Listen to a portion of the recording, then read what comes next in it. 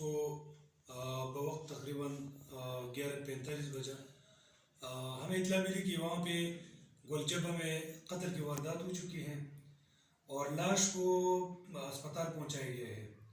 تو میں بذات خود ہمارے انسٹیٹیوٹ سے برٹش انسٹیٹیوٹ سے ہم اسپتال چلے گئے. ناش اذانی مقتولہ مسماتی کمینہ بی بی زوج مسین خان جس کا عمر تقریباً 65-70 سال تھی. تو ہم نے ادھر اسپتال میں اس کا لاش جب ہم نے ملاحظہ کیا تو وہ ذبح شدہ تھی. اس کے لاش کے ساتھ اس کا بیٹا سید اللہ بھی موجود تھا. تو اس کے رپورٹ پر نامعلوم کے خلاف ہم نے مراسلہ بغرض چیکنگ کی فائر تانا ارسال کیا اور سب ادھر سے ہم ان کے گھر چلے گئے جہاں پہ اس کے قتل کا واردات رونما ہو چکے تھے. تو جب ہم گھر چلے گئے تو یہ رات کے وقت ان کا گھر جو ہے بالکل بند ہے. ان کے دو سائڈ سے جو ہے آبادی ہے اور دو سائڈ سے راستہ ہے اور فرنٹ میں گیٹ ہے. تو گیٹ کے اندر بھی پرائی لوگوں کا داخل ہونے کا کوئی گنجائش نہیں ہے. جبکہ اس کا جو عقب دیوار ہے سر اس دیوار کا بلندی تقریباً ہے 14 فٹ اباؤ. اس پر کسی پرائی بندے کا گھر کو اندر داخل ہونے کا کوئی گنجائش نہیں ہے. گھر کا اندر جو ہے ہم نے جب ملاحظہ کیا تو گھر کے اندر سارے مستورات موجود تھے. کوئی بھی نارینہ فرد وہاں پہ موجود نہیں تھا اور مستورات میں مسماتی کمینہ بی بی جو کہ مقتولہ ہے اس کی بہوگان اور اس کے نواسے وہاں پہ موجود تھے. تو ان کے بہو میں ایک ہے بہو امنہ اور دوسرا ہے نصرت. امنہ سید اللہ کی بیوی ہے جبکہ نصرت حبیب اللہ کی بیوی ہے. اور نواسیوں میں طاہرہ جو کہ ابھی سبق پڑھ رہی ہے وہ تسلیم خان کی بیٹی ہے اور روزینہ خیر الرحمن کی بیٹی ہے جو کہ اس کی بیٹی کی طرف سے جو نواسی ہے اور فرحت امان اللہ کی بیٹی ہے.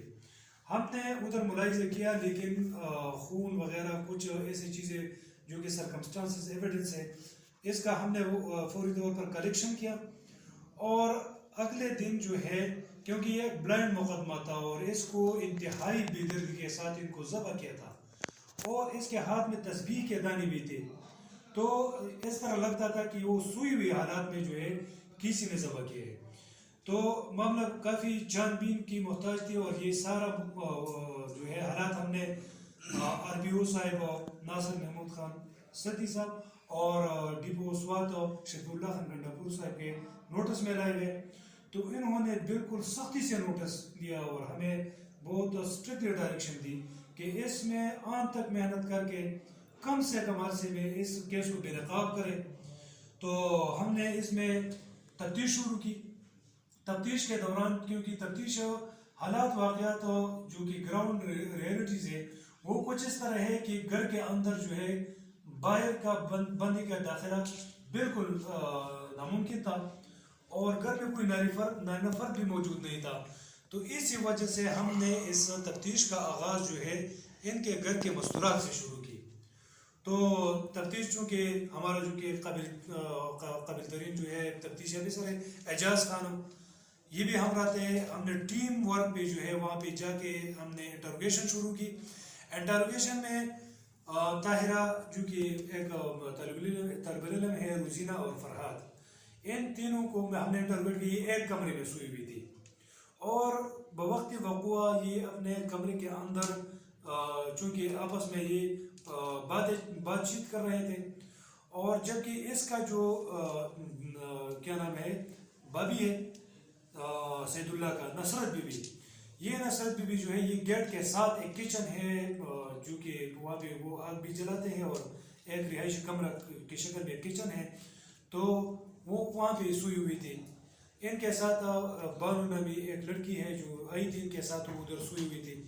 جبکہ امینہ جو ہے وہ گھر کے آخری کمرے میں اکیلی سوئی ہوئی تھی اور اس کا شوہر سید اللہ ڈیوٹی میں مصروف کیونکہ وہ ڈیوٹی کے سلسلے میں وہ گھر سے باہر تھے.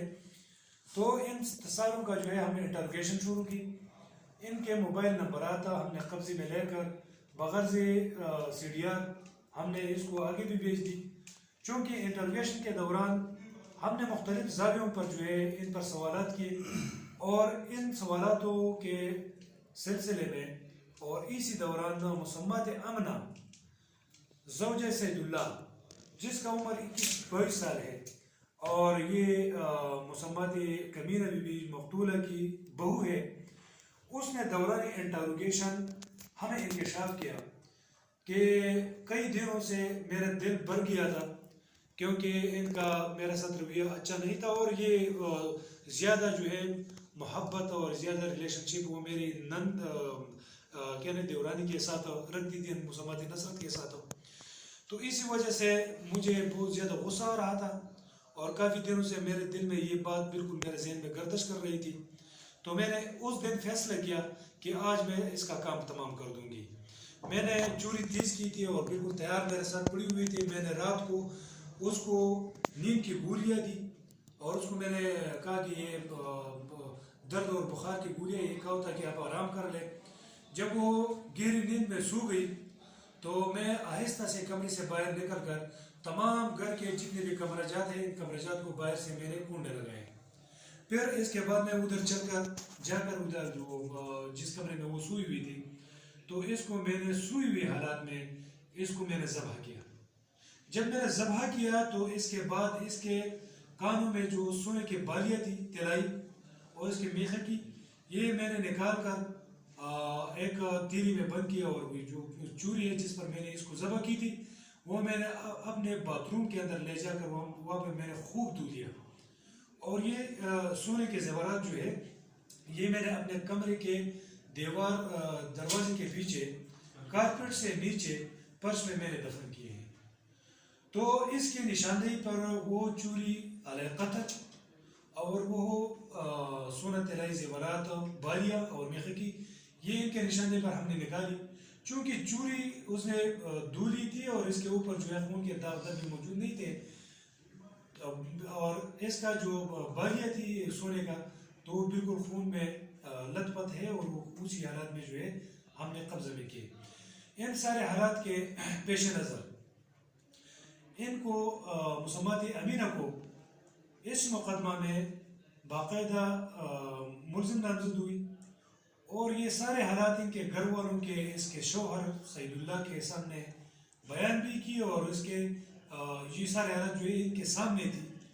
تو بھی اس بات سے بالکل پوری طور پر یہ سیٹسفائڈ تھا کہ واقعی میری بیوی نے یہ گناہگار حرکت کیا ہے، اور اس نے میری والدہ کو بڑی بے دردی کے ساتھ قتل کیا ہے، ذبح کیا ہے. اس نے پولیس کی کارکردگی کو سراہا اور جناب ڈی آئی جی صاحب ملاکنڈ ناصر نموسدی اور جناب ڈپو صاحب سواد شفیع اللہ خان گنڈاپور نے اس میں سختی سے نوٹس لیا گیا تھا.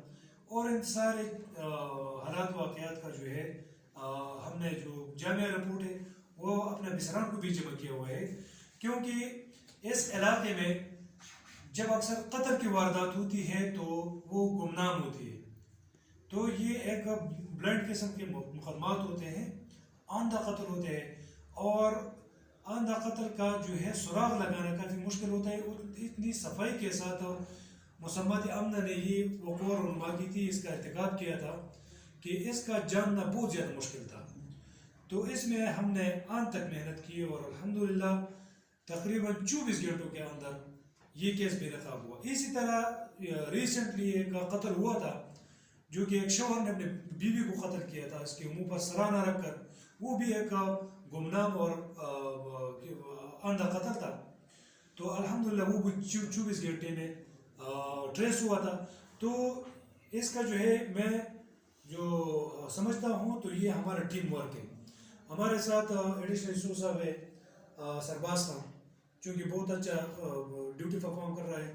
تو ابھی آگے بھی اس کا جو ہے تفتیش شروع ہے، انشاءاللہ اس کو ہم کیفر کے آدھار تک پہنچائیں گے. شکریہ.